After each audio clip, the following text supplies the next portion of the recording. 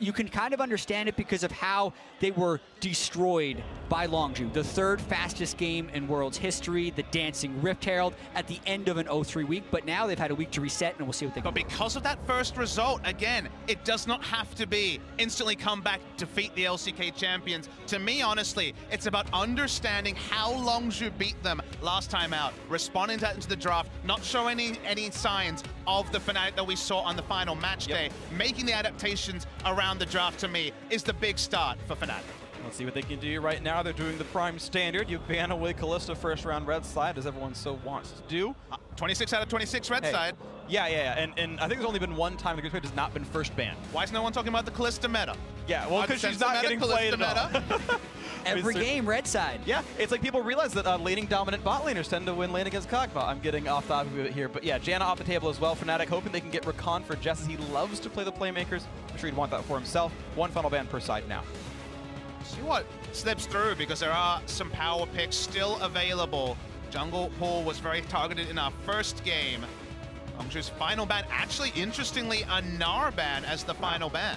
Yeah, you always wonder in situations like this when Fnatic is red side, who will they actually give their counter pick to? During most of the regular season, they could do it for Caps in the mid lane, but not here. This is almost forcing them into a Lulu first pick with those two support bans. I am surprised to see Rakan banned away. I know Jesiz loves the champ, but their strategy is to force the Lulu first pick and get a counter pick somewhere else. We'll see what they get out of this red side first phase, because this should be what makes the draft. And I don't think you have to be terrified about Longzhu locking in Lulu. Sure, it is Lulu without the cleanest of answers in terms of World's 2017 support pool, but Gorilla has always looked best on proactive supports. In spring season, when it was a different meta, when it was Zyra Lulu, honestly, Gorilla had a very down split. So sure, it's a power pick, but it's not necessarily a Longzhu power pick. Yeah, and some of these power picks have been slightly less effective than others, and what's going over to Longzhu here, specifically if they lock in the Sejuani, were two of the highest priority going into the tournament, but have fallen slightly. A lot of teams are prioritizing Gragas over Sejuani and Janna over Lulu, so it's actually pretty rare that you see these three picks actually on the same team in the Lulu, the Sejuani, and the Kog'Maw. And some of it is Broxah playing his own style. His picks so far this tournament have been Elise, Lee Sin, okay, one Sejuani game, but now the Rek'Sai. He's only played one Syndra champion so far the entire tournament, or at least in the group stage, I should say, in the main phase here. So he's playing to his style. They're going to get the Syndra the mid lane, more early pressure. But I'm getting a bit giddy because, you know, when you think of league catch-all terms, Juggernaut became one of them. It was actually Prey and Gorilla that developed Juggernaut on the Rocks Tigers now many years ago. So seeing Lulu Cock, always the core tenet of that particular combination, makes you smile. It may not have been 2017 success on the Lulu, but anytime you give resources to Prey, this guy's God. And I wonder if this is the moment where we see another team try and speed up the game. Longzhu was speed running Worlds, but they have been doing it against other teams that are playing slowly. And here, they have what you would look at as a slow composition. But you have Rek'Sai on one side, you have Syndra on one side. They can pick an aggressive support and even counterpick the top lane and really try and go for an early game strategy. And I was actually talking to some of you analysts about how would they approach red side, and they were honestly saying more of the counterpick for Cap story rather than necessarily picking for sOAZ. But sOAZ often finds himself in those tricky matchups, giving him the counterpick to at least pick a safe tank matchup. Ooh, Sona! Sona gonna come through, super good laner for sure. She's so gankable. Oh yes. But the landing phase is great. Incredibly gankable, can do a bunch of damage in lane, and can also be very good late game. And we were talking about That's more like who else we would see for Ardent Censor if too many supports started seeing bans. Sona was in that conversation. And will we see Khan's Jayce? I think it's likely. It's the sort of pick that basically wins every tank matchup. It will be locked in. This guy solo brought up the world top lane Jayce win rate by a massive amount. He went on a huge tear, 10-1, 11-1. This guy is excellent at Jayce. And now suddenly the counter pick, finding a pick that's in sOAZ's wheelhouse that does well against Jayce, that's pretty tricky. Well, he's going to go for the Renekton onto this one. He is French after all. Renekton is basically their home champion in this case. That or Fiora, if you know the reference, of course. But that's interesting. A blind Jayce is still a bit interesting. It is you know, a lot of confidence out of Khan. The easy choice is to just pick a big dumb tank. I mean, heck, toppling Gragas and just wait for whatever the counter pick is. He's going bold, so is sOAZ. A lot of it becomes down to the 2v2 in those situations. When you have a Jayce, you can pressure the lane so hard And if Cuzz is there, sometimes the 2v2 becomes unwinnable for the opposition side. So sOAZ and Broxah have to be very creative if they want to shut down comp. But they have to know what the plan is from Longzhu. This is basically the core tenets of their game plan. A comp that plays very well around top side. First side in the Jayce took till second week, but I think the preparation around it should be basically copy-paste from their excellent LCK sum. Absolutely agree. So we're getting ourselves into the second game of the day. We'll see more from both these teams further on. Longzhu, their goal is to speed run through Worlds, be the fastest team to 6-0 their group stage of Worlds history. They're on pace for that so far if they can keep the results going. Fnatic hoping to stay alive on this one. Yeah, they have the Kog'Maw Lulu. They also have the Jayce, so signature picks across the top and the bottom of the map. They took power, whereas Fnatic seemed to be a little bit more specific about what they were looking for from the drop. They've left a lot open. Power to a Korean team is a scary proposition. We've seen Rekkles' Twitch, though, be so incredible as well. Nearly won that game against Immortals. We'll see what happens here in this one as we get ourselves onto the Rift.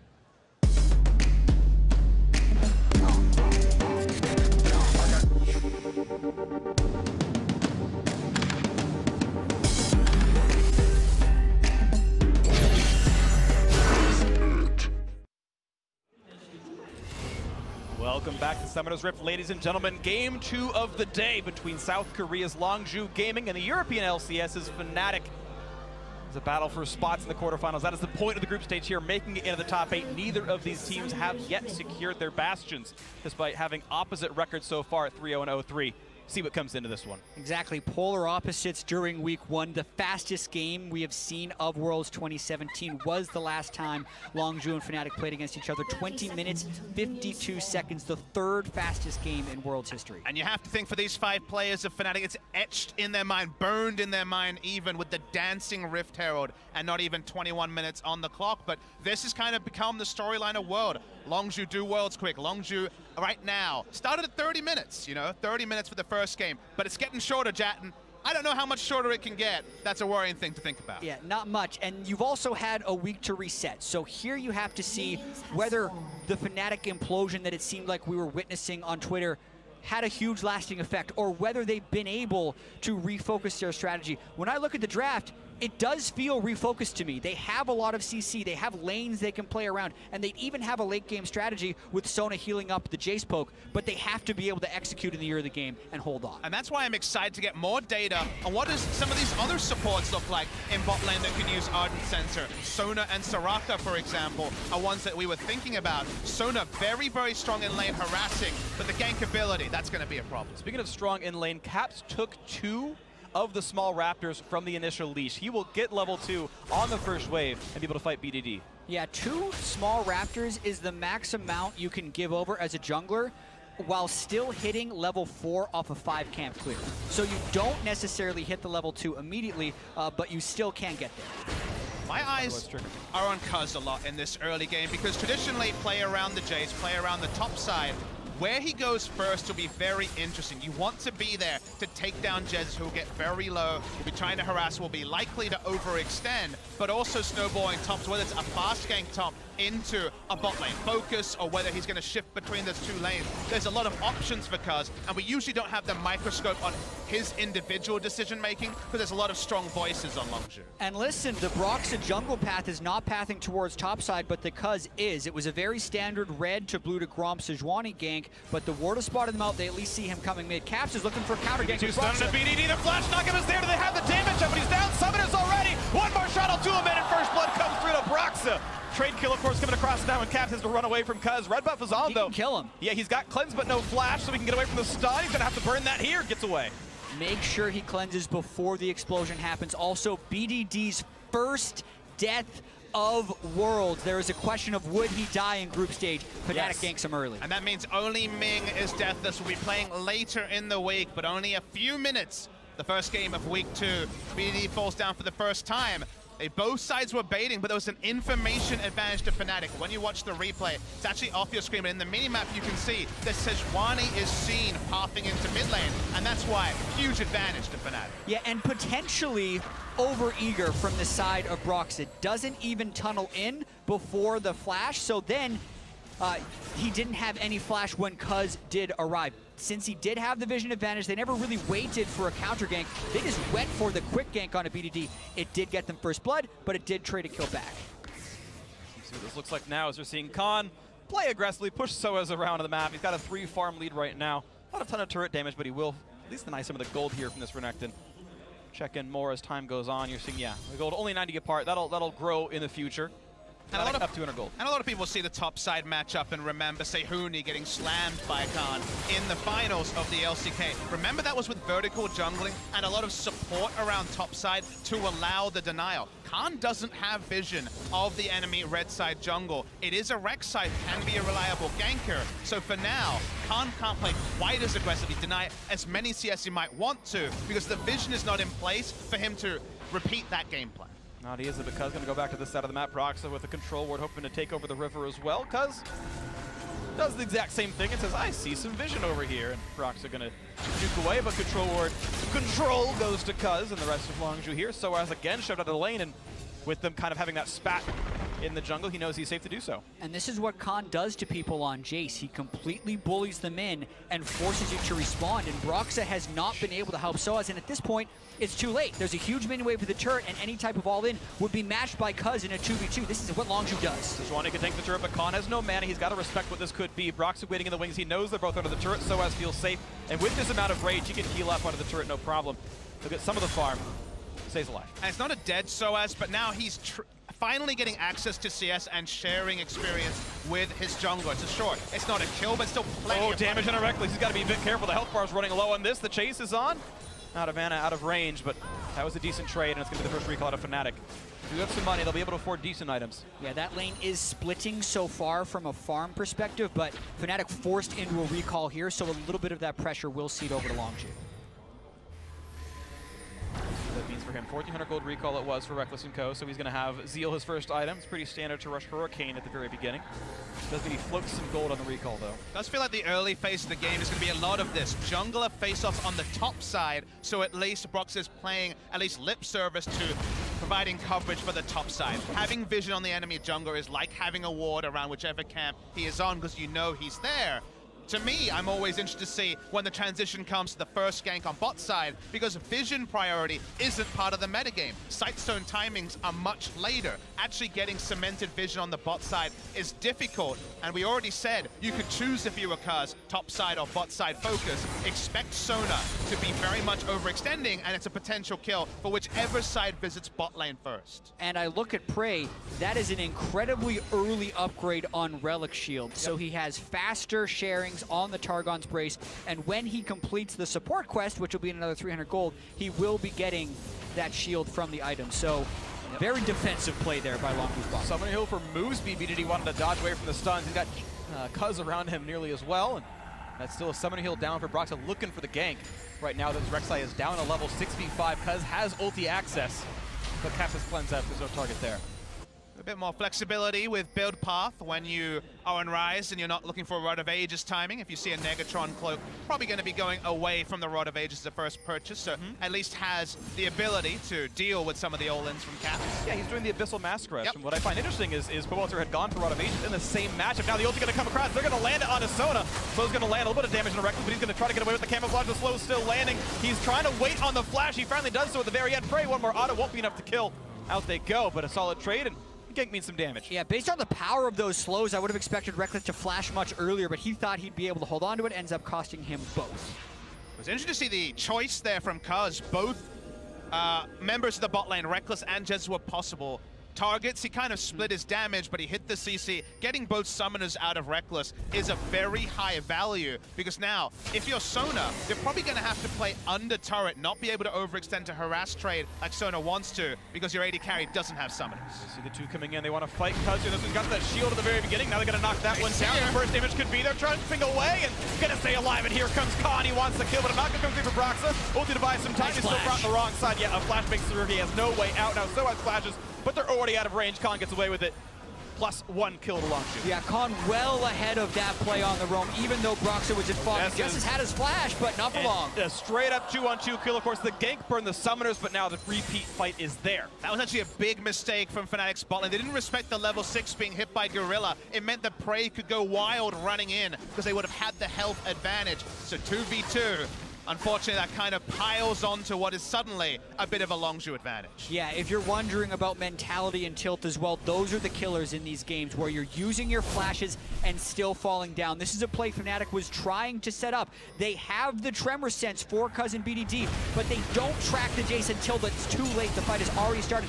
Not to mention it's incredibly difficult to burst to Sejuani thanks to the pass. And you mentioned the flash. It was smart because at this point, Longzhu knows sOAZ is coming. The follow is going to pass through from the Void Assault, from the Rek'Sai ultimate. They know he'll be there. We move to bottom lane, and unfortunately, Jesiz walked up too far. And I think it was also a smart move by Longzhu right there, hiding in the brush, knowing they're both level 6, and actually freezing the wave down on the bottom side. So if Jesiz and Rekkles want to hit 6, they're either completely giving up farm or just losing some of the experience when they move up to try and get it, instantly punished by Prey and Gorilla.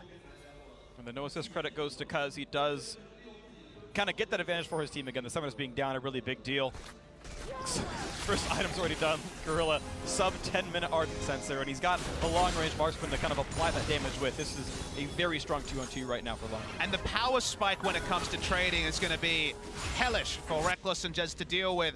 The synergy between the on-hit multiplication of the Ginsu Rageblade and the Ardent Sensor is one of the hidden big things why on-hit Varus has become more of a thing. Unfortunately for Rekkles, he's just going to kind of build a hurricane and try to disengage, push the wave and leave. Yeah. Because any sort of standing damage trades are going to be super on the side of Longzhu. And when one lane hits that power spike first, the lane is mostly over. Add that to the fact that there are no flashes on the Fnatic bottom side, and Broxah isn't over there on that side of the jungle. The turret's not even contestable. Fnatic had to move off. And it's one of those multi-step plans. Of course you can invade the blue buff. They can't enter a lane against us with how strong we are. They have to take a very defensive path to lane, and Rekkles and Jesiz say, well, we need to get out of this 2v2 as fast as possible. They'll be able to hit the map first, but big advantage being piled up around bot side for Longzhu. And the question is, how quickly and effectively can Fnatic answer this? The play when you're getting invaded in the bottom side is to just go over to the top side. Full turret gold going over to Prey.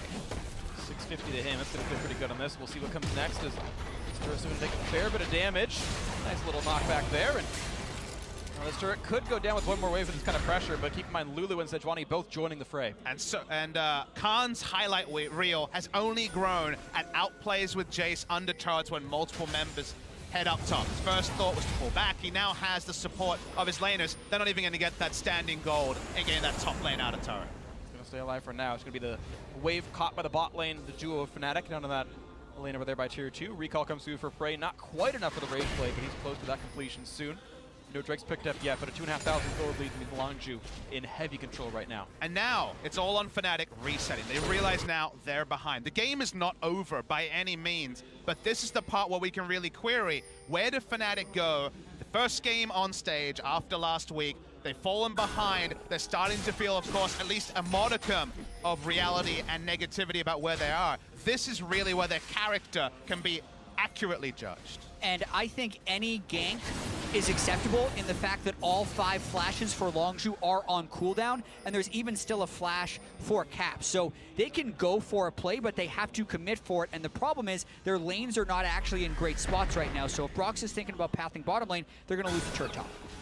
Damage already coming through in this one. 2 different attack speed buffs available for Lulu thanks to Ardent Sensor.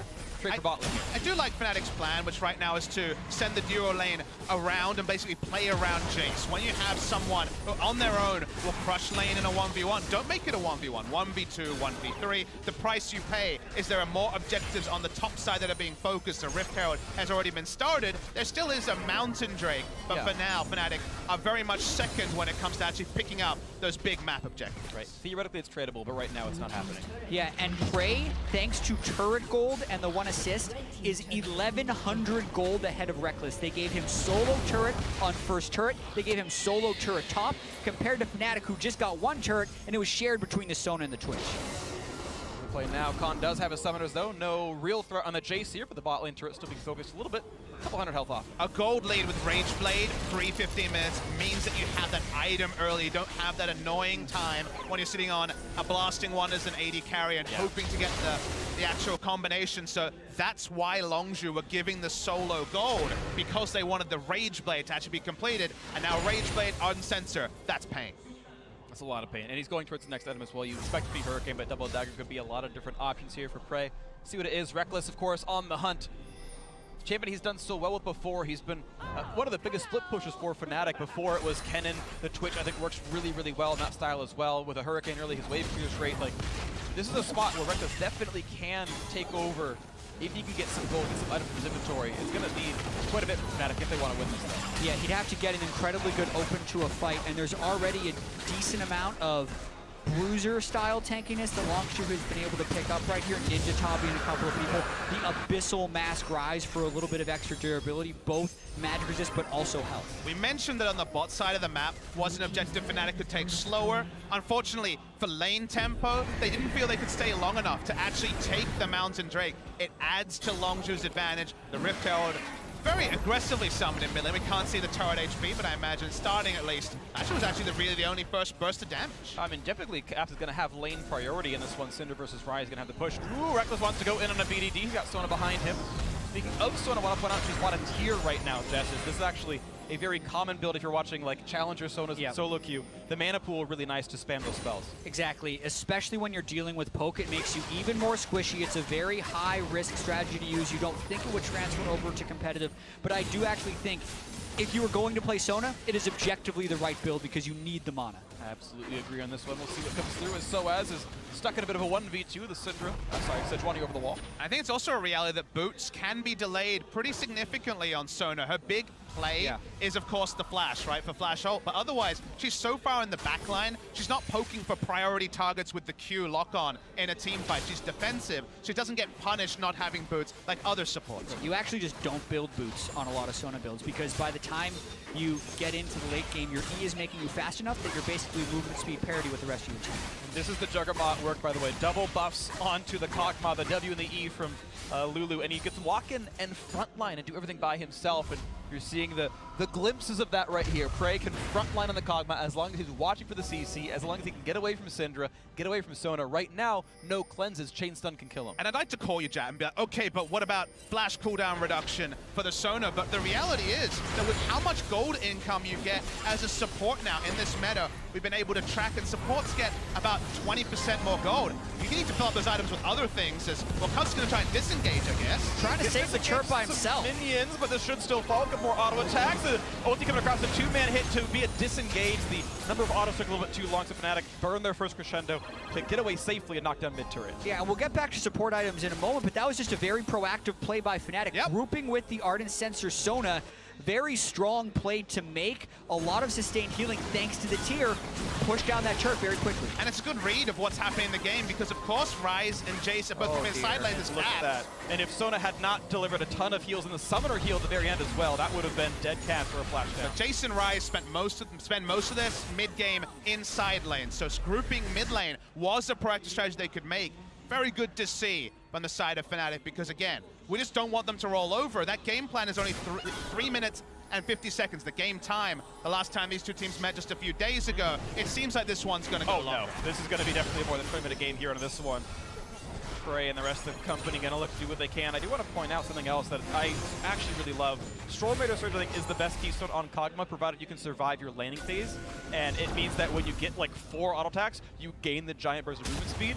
And that is the only, kiting tools that Kog'Maw has, is just his basic movement abilities, and being able to walk really, really quickly, huge deal for him. Get the maximum value out of your limited Biocane barrage, your W duration there. So absolutely. I do like it as a choice. But yeah, the simple fact is if you get 20% more gold as supports, your items start to pile up. You do hit 6 items much earlier, and honestly you want 5 in a control ward slot. So if you don't have space for boots, more actives might be more important for Sona given how she plays. Oh, that's a flash force. I think that's actually correct. It would have probably been a death to Cuzz right there. More space in your inventory as well. I think Sona is one of the best scaling supports with gold as well. That's why occasionally you would see mid Sona or top Sonas actually be relatively effective, but there's no flash on Sona. Longzhu wants to enter that mid lane turret because they're actually being out-turreted by Fnatic right now, even after that start of feeding all the turrets to Prey. And the early game has definitely slowed down quite a bit, of course. Not a lot of kills in the last few minutes. sOAZ still within 10 CS or so of Khan. Not that Renekton has a godly late game, but it's certainly a pretty decent move right here. Nice stun gonna land. They're gonna look for the follow-through on a Cuzz. Will be coming across. Almost going down. Somebody heal comes through from BDD to keep him alive. And out of the backline, sOAZ here. Look for the knocks. Look for the stuns. He's gonna try to cut away because the damage outplays in. And Prey gonna knock him down. And here comes the next one. Jesiz likely to fall as well. BDD grabbing himself another one. His first kill of the game, 5-1 now for Longzhu. Longzhu able to answer that spell of Fnatic aggression by having just enough tankiness on all their members right there. We talked about how they have that bruiser level tankiness, and then Fnatic just overdove. They were trying to make 2 plays at once rather than just focusing on Cuzz. And we need to see the replay to know exactly how much information they had about where Prey was on the map. He was in position. If it was a 5v3, certainly you could follow through. But by the time we saw Prey on our screens, Fnatic had gone too far. They felt too hopped up after some nice decision-making and some nice objective trading in the previous moments. The mid lane still stays short. So for now, the next step of the plan for Longzhu, actually pushing this advantage, is being relatively at least stalled out by Fnatic. And we'll see though, late game scaling, it's hard to say who really has the better of it. All right, now we're gonna watch that fight again from the mid lane. Yeah, so Prey and Gorilla are in the mid lane as they all try and burst Cuzz. Everything burned. Heal as well as Lulu ult. And then knowing Lulu ult is down, sOAZ and Broxah just see it. You want to focus the support because they're so pivotal to kill in this meta. He'd already burned all his heals though, and it left Prey untouched to just unleash, stack up his rage, and get the kill. So I actually don't like the idea, if you're going to run Barrier, of focusing support, because you... Actually, no, I take that back. You're actually right. Barrier is, of course, very easy to keep Marksman alive, so I rescind my comment. Gorilla, the more easily killed of the two, and still it doesn't come through. Yeah, in that moment, I can see why it's happening. I think a lot of other teams have found success killing supports first in fights, but it just wasn't to be that fight. Go another Krishna gonna land, but it doesn't really matter, because once again, just like the last time, Blast goes over the wall. Nice steal from Khan, gets a rev up for himself. Walks away swaggily, looks like a gentleman in this one. The game hasn't been all about Khan, but there's still time. His late game Jayce has been powerful. It's not just been about his 1v1s, but sOAZ finding free time.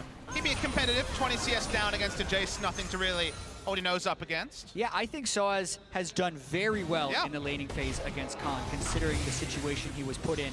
But also, in this particular team composition, who is going to be the armor stacker that makes Jayce, quote, fall off? Fair. Because if he has the Black Cleaver and all of these armor penetration items coming in with Serrated Dirk, it's really gonna hurt. That's gonna be over half of Sona's health if one of those rings true. And he's gonna have to hit those damage timings actually when the clock needs him to, because there is still a time where Rek'Sai and Renekton will have armor items, and no one on Longzhu apart from Cuzz will be really building like that. It will become a battle of front lines, because it's artillery AD carries, it's hyper carries, it's Prey and Rekkles on Kog'Maw and Twitch. So his damage, the Jayce's damage in fights, is gonna need to actually be on point. See what happens to this one. Second items have come online for the bot lane Marksman. Hurricane on the one side and Infinity Edge on the other. These squishes can be popped if the right champions get into range. There's not a lot of armor yet on Cuzz, and certainly not on Broxah. Even the junglers who are a bit more tanky. Meanwhile, look at this, yeah. They have a mountain break as well. It's been swept down out fast. It was spotted though by the blue trigger usage, and Longzhu gonna cut away for that. difficult with the Tremor Sense to actually steal a Baron under the nose of Fnatic. So, of course, try it and then try to get a rotation as Khan and sOAZ. The red buff gets the knockback out of sOAZ as the blast code available to him, and he will in fact use that. Khan could still be on the chase though with sOAZ. Yeah, has to run into the opposing jungle to maybe get a recall off. He looks like he will do so. Red buff coming in key right there. You get a lot of use out of that as a ranged auto attacker in Jayce against a melee. sOAZ is able to escape, just burning his ultimate though. And you saw Longzhu check a couple of brushes, see maybe we can find him here. They didn't check all of them. And it was a safe recall in the end. Fnatic take that time to actually get rid of the ward control that Longzhu would put down over this Baron area. It's actually really respectful from Longzhu, because I thought they might say, okay, whatever sOAZ, we'll try and take mid lane turrets, but they were worried about being flanked. They just backed away, took easier objectives like picking up the Raptors and making sure Renekton wasn't around. They realize, they feel like they have strengthened their process, confidence in what they're doing. Bit of a zoning Realm Warp there. There might have been a scouting as well. I forget if you get vision off of the targeted end area of the ultimate, but they may have just checked Fog of War with that, if nothing else. But mid lane still is going to fall. That's the turret down. An extra TP in, no stun though. He might have to cancel. No, he does not cancel. He's going to time out. It's going to be the crescendo landing to have the burst damage. Not just yet. The flash forward, they're going to knock down Jesiz. The Sona is gone, and the chase through going to be easy on a Rekkles. The double kills. The bot lane is dead, and Caps might be next on the chopping block. Can they get the attacks in? Almost. The flash coming through to keep him alive, but a 2 for 0 easily. Longzhu to look at the next objective. And this is what great teams do. They realize the Renekton's behind us. No one is going to walk up. Let's move forward. We don't have to worry about peeling back. They did not have Khan there. It did not matter. And now they turn on to Baron. And I think that play displayed the difference in the coordination level of these two teams. The Sona ultimate not being followed up on, the teleport when the Syndra ult had already missed. All those things out of sync as Caps kills Khan on the back end. Gets something for himself. Khan was zoning out the jungler. He lost his flash for that play as well. Caps the same, but worth it, of course, as Broxah was part of that fight also. All right, something on the board. Fnatic got their second kill of the game, but this is now a very tough road ahead as Longzhu are far, far apart in this. Yeah, 5,000 gold and Baron. If there is a go button, you expect Longzhu to press it now. Thinking about that last fight. It's probably, actually, if you think about it, it's Lulu W on the Kog'Maw is probably the go button that we'll see on the 5v5 start. Again, we see the replay. They know Renekton is behind them, but the moment that Prey... range for the crescendo. That's a fair question. They know Renekton's not going to get to the backline if they move forward, and that is the decision, the small micro decision of just go forward. They have no front line, is what won Longzhu the fight. That's really unfortunate. This is Khan getting picked off by Caps as well. Just lands the stun, combos him down. Remember the full offensive build that Khan has built to try and get that split push pressure. Yep. He's going for more. He's getting a second lethality. Has the Yomu's. Duskblade or Edge of Night's going to be next for that one. Wait, see what it turns into. Ruby Crystal versus another Longsword will tell you which one it's going to be. Khan going to keep pushing the top side soon enough. Mid lane tier 2, we just saw fall. Cuzz got the last hit credit on that one, so once again Longzhu with the turret kill lead, 6,000 gold up. The Baron buff still on most of their members, everyone except Khan, who died. He sees sOAZ and then turns away. And we've seen very fast ascents when Longzhu have got big leads in games. They often finish moments later. This Baron buff for now, it's halfway done, hasn't led to them cracking the base. So for them actually to be stalled out, to try to multi-step their process of getting the lanes in the right position to make side lane pressure a thing, has slowed down the onslaught. You see Prey already now close to the inhibitor turret in the mid lane of Fnatic. Yeah, that amount of harassment onto the Syndra, as well as seeing a teleportless Renekton in the bottom lane, signals that they can be very aggressive. They also land more poke onto Caps. So here we go, let's see how much they can get. Quite a bit right here. Prey just has the shields, and of course, it's not only just the health picks, he's got the relic shield, Zargon's Bray shield as well, so he's got a lot of extra HP. No armor on Caps, and now significant armor penetration or lethality stacked onto Khan. So basically going to be close to true damage on his EQ combos, taking about half his health with the last one. Absolutely. No stun quite landing on Prey. The mid lane's still going to do siege. Down to about 10% right now. Now sOAZ in the fight, but be careful. He's got to respect this one. Getting shot at. Khan really wants his battle. sOAZ running out of health. Khan's going to look for the trade, but here comes Redemption. It's going to be the kill. Coming through. Khan gets the credit anyway, and it did land in time, so Gorilla gets the assist. So much coordination by Longzhu there. Redemption is not global. Longzhu pulled back, catching the minion wave in the process to speed it up with Baron to be in range for that redemption and secure Khan's kill. And you know the comms were, I'm going to fight him from Khan, and Gorilla saying, I'll throw a redemption. Laying around that particular theater of battle, the redemption area, works a treat for Khan, guarantees the kill as they keep the pressure up mid lane. And that's going to be the turret falling right now. Backdoor bonus not required. Spray gets that one picked up. 6-3 in turrets now. Longzhu looking to close it out in the near future. Khan getting some low time top lane as well.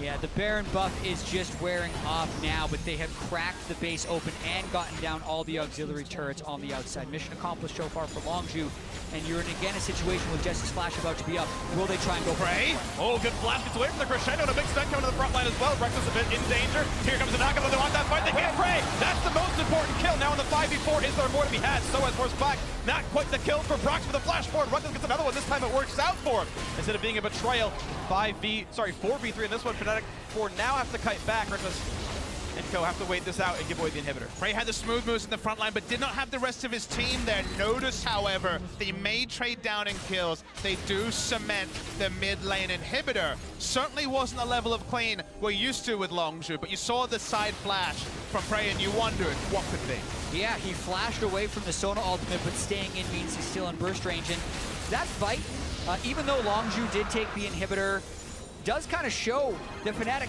has or had opportunity in this game with this team composition. They have a large amount of single target burst to potentially take down a Kog'Maw if he wants to be in the front line. And the open here from Fnatic is actually pretty good, seeing Jayce over in the side. And this is Kog'Maw, the Kog'Maw in the front line. Cuzz was not front lining there. Very nice flash to the side, but because Khan isn't even in EQ range, Fnatic realized they can go. It was actually a 3v5. BDD was also off on the other side, so Fnatic very willing to opt into that fight. And it's a 2-for-1 once Longzhu does collapse with their solos. See, that reset means much. Another item comes through for Rekkles. He's got fan advances, 80% crit Twitch. Again, he's like gonna be the bot lane carry. You saw his damage in the last fight, double anyone else on his squad. He is the one to watch for. And Prey, despite dying early, actually got a decent amount thanks to a Kafkan surprise. Probably about 2/3 of that was true damage via the passive, but hey, it is what it is. He's got QSS now on this Kog'Maw, so Prey gonna be even more elusive because his flash is down. Yeah, and we can see Rekkles again with these crit items. He has been pretty much the main one doing any of the damage for Fnatic during the group stage. But what's interesting about this is he actually has the lowest damage per minute of AD carries in the group stage because Fnatic collectively has not found very many good fights. It's an amazing contrast to being #1 in damage percentage. It means a high percentage of a low number, but it still means that Rekkles has been the cornerstone and one of the few things to shine, even if it was this particular pick that, of course, in the late game one decision really let down his team in the Immortals game. It also often means that the rest of his team is not pitching in very much. But this time, sOAZ on a bit more of a damage threat. He's looking to access backline caps, 2-0-2. He's got a bunch of magic pen as well with the Void Staff done, which is good because Prey has 140 magic resist with his build right now, so it's not easy to get rid of the Kog'Maw on this Syndra, but he will certainly try. It's not really easy for Fnatic to deal with the fact that Jayce, you know, he's super big. He's going to go into one lane, and they can't send multiple group threats there because they have a super minion wave in mid lane to deal with, and Longzhu playing around top side because if they get top side control, they can always fall back to Baron. And to top it all off, it's a double Mountain Drake to threaten the Baron with. So Fnatic, if they want to go, actually needs to go now before Khan gets in turret range, because as soon as they start teleporting sOAZ off the side, for it. They get the knock up on the Prey. QSS is there. He's going to cleanse, not even yet for a while, but he's got the shields. He's got to stay alive. No kill to be had. And the front line going to be opened up on the Caps. Gets the first kill. He's on a spree for himself. Rekkles stops to grab the red buff. His ulti is now down. Pretty healthy. Comes across into two. Looking for Khan. He's going to kite away. Stays up for now. Prey. But the lead kicks to Prey. Hurricane on. He wants them all. He's got one so far. Jesiz next up with a block. The flash forward. A double kill so far for Prey. Third one on the meter. Looking for Caps. He's going to be BDD chasing him down. Gets revenge for the laning phase. And Prey can't quite kite it away, but 2 kills for sOAZ. Might have bought enough time. Broxah staying alive, but here comes Khan. He wants this one. Does the damage exist? He's got ulti. This could be a kill for Broxah. Gets knocked back, pops the ult. Does he have the damage? No, he doesn't. The ace comes through. 2 members alive. With the inhibitor dead, this could be the game closing. How much can they close? That fight was actually so close. Fnatic initiated exactly when they had to, but then Prey waited out all of the CC before unleashing. And you see why teams don't take this approach. The fights with Jayce are oh so hard, but one great fight. Vintage Prey frontlining on the Kog'Maw, in and out, will win Longzhu the game. Looks like a 32-minute victory. Still going to be a pretty fast one for Worlds 2017 standards. 4-0, the record for Longzhu. Not secure top 8 yet, but dangerously close. Yeah, 11.5 minutes slower than the last time they played Fnatic, but still substantially faster than the group stage average. Longzhu take the fight and take it home.